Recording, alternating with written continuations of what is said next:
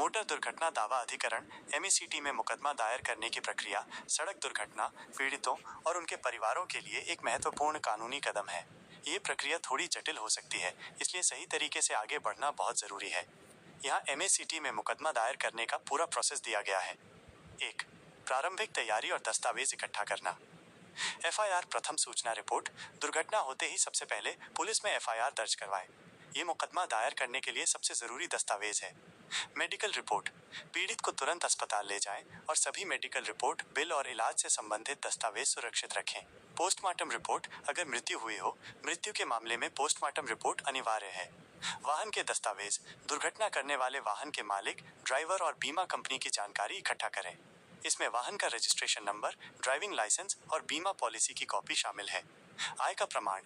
मृतक या घायल व्यक्ति की आय का प्रमाण जैसे salary slip, income tax return minus ITR जरूरी है ताकि मुआवजे की गणना की जा सके। अन्य दस्तावेज। मृत्यु प्रमाण पत्र, आश्रितों का विवरण जैसे परिवार के सदस्यों का पहचान पत्र, गवाहों के नाम और संपर्क विवरण यदि कोई हो, और घटनास्थल का नक्शा भी महत्वपूर्ण होता है। 2. याचिका पिटीशन दायर करना।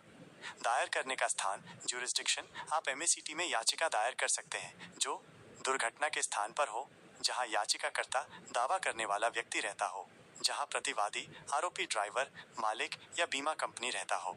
याचिका का प्रारूप। याचिका में दुर्घटना का विस्तृत विवरण, नुकसान, चोट या मृत्यु और मांगे गए मुआवजे की राशि का उल्लेख होता है।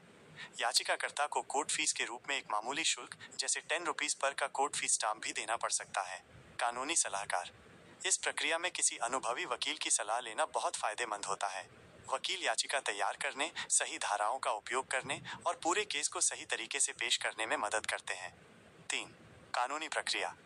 नोटिस भेजना। याचिका दायर होने के बाद MACT प्रतिवादी, आरोपी ड्राइवर, वाहन मालिक और बीमा कंपनी को नोटिस भेजता है।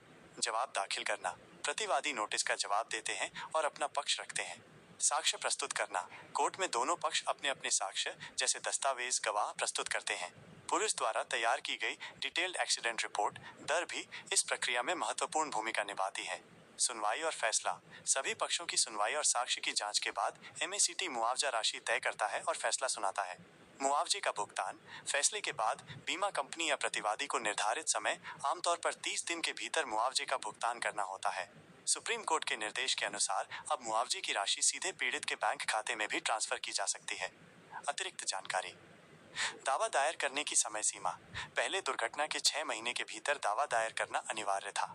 हालांकि अब कुछ अदालतों ने फैसला दिया है कि अगर पुलिस ने निर्धारित समय के भीतर FIR दायर कर दी है तो इस सीमा अवधि को लागू नहीं माना जाएगा। कानूनी प्रतिनिधि। मृत्यु के मामले में मृतक के कानूनी वारिस परिवार के सदस्य दावा दायर कर सकते हैं। ये जानकारी एक सामान्य दिशा निर्देश है। हर मामले की परिस्थितियां अलग हो सकती हैं, इसलिए कानूनी प्रक्रिया में कोई भी कदम उठाने से पहले किसी वकील से व्यक्तिगत सलाह लेना हमेशा सबसे अच्छा होता है।